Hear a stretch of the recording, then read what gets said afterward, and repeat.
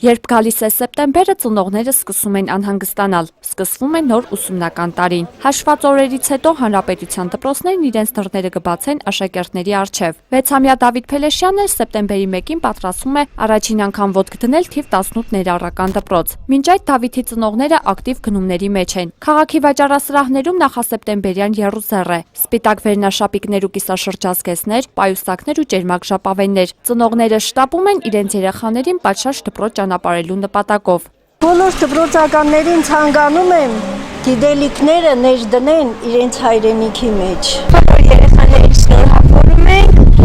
ցանկանում ենք, որ լավ սովորեն։ Ես ցանկանում եմ բարձր առաջադիմություն, առողջություն, լավ սովորեն։ Թող լավ սովորեն, լավ մարդիկ դառնան, կարևորը լավ մարդիկ լինեն։ Մաղթում եմ, որ լավ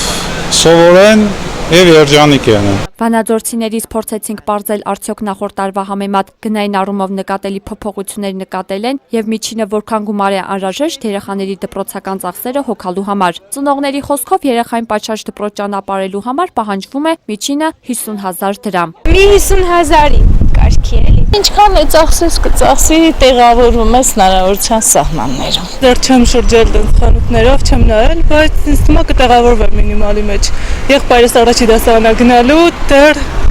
ասենք շորա, չգիտեմ, տետրեր են բան, պետքա որ առնենք։ Դպրոցական չունենք, անցած տարի արդեն ավարտել ենք, հիմա ուսանողական շրջանն է գալիս։ Ինչ որ ծախսեր չգիտեմ, դեռ չկան։ Ըստ Լոռու մարզպետարանի աշխատակազմի կրթության բաժնի, մարզում այս տարի առաջին դպրոց կհաճախեն 3500-ից ավելի աշակերտներ, նախորդ տարվա 3195-ի փոխարեն։ Վանաձորում առաջին դասարան հաճախող աշակերտների թիվը նույնպես աճել է նախորդ տարվա 1236-ի դիմաց կազմելով 1440։ Հերմինե Այվազյան, Լիլիթ Յոլչյան, Լոռի հեռուստաընկերություն։